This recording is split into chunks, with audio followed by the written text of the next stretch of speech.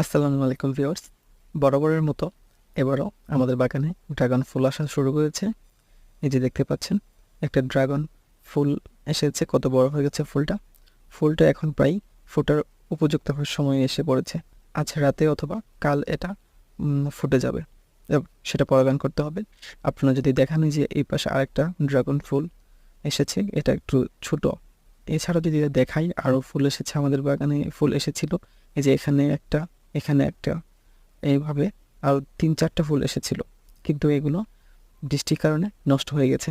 এই যে এখানে যদি একটা দেখতে পাচ্ছেন, এখানে একটা, এই যে এখানে একটা, এই ফুলগুলা বৃষ্টির জন্য নষ্ট হয়ে গেছে।